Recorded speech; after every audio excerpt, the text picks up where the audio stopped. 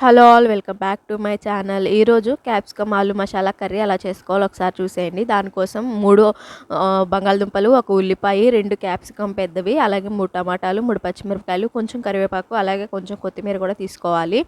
తర్వాత బంగాళదుంపల్ని ఇలా ఉడకబెట్టుకోవాలి. కడిగేసి శుభ్రంగా ఒకసారి కొంచెం సాల్ట్ వేసుకుని తర్వాత ఈలోపు ఉల్లిపాయలు, పచ్చిమిరపకాయలు ఇలా కట్ చేసుకుని, క్యాప్సికమ్ అనేది కొంచెం పెద్ద ముక్కలుగా కట్ చేసుకుని పెట్టుకోవాలి. టమాటాలు కూడా చిన్న చిన్న ముక్కలుగా కట్ చేసుకుని పెట్టుకోవాలి. తర్వాత కడాయి తీసుకుని ఆయిల్ వేసుకుని, ఆయిల్ అనేది పెద్ద గరిటెతో 2 గరిటెలు వేసుకుంటే సరిపోతుంది. తర్వాత ఆనియన్స్, పచ్చిమిర్చి, కరివేపాకు కూడా యాడ్ చేసుకోవాలి దీనిలో. తర్వాత 1 స్పూన్ అల్లం వెల్లుల్లి పేస్ట్ వేసుకోవాలి. అల్లం వెల్లుల్లి పేస్ట్ పచ్చివాసన పోయిన తర్వాత క్యాప్సికమ్ యాడ్ చేసుకోవాలి దీనిలో. క్యాప్సికమ్ మగ్గడానికి 1 స్పూన్ సాల్ట్, అలాగే 1/2 స్పూన్ పసుపు వేసుకోవాలి.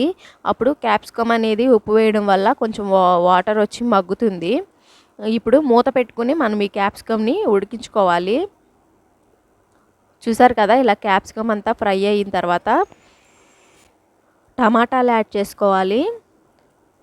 టమాటాలు కూడా కొంచెం మగ్గిన తర్వాత మనము బంగాళదుంపలు యాడ్ చేసుకుని 2 స్పూన్స్ కారం వేసుకోవాలి. అలాగే 1 స్పూన్ ధనియా పౌడర్ కూడా యాడ్ చేసుకోవాలి.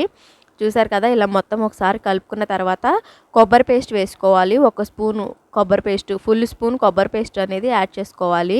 తర్వాత 1 టీ గ్లాస్ వాటర్ అనేది యాడ్ చేసుకోవాలి. వాటర్ వేసుకుని కొంచెంసేపు మగ్గనివ్వాలి. ఇది మొత్తము మగ్గితే అప్పుడు ఆయిల్ అనేది పైకి వస్తుంది.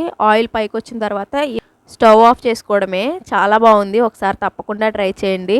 ఇది రోటీలో కూడా తినొచ్చు, అలాగే రైస్లో కూడా తినొచ్చు. ఇలా వేడి వేడి అన్నంలో ఈ కర్రీ వేసుకుని తింటే చాలా టేస్ట్ ఉంది, చాలా బాగుంది. ఒకసారి తప్పకుండా ట్రై చేయండి.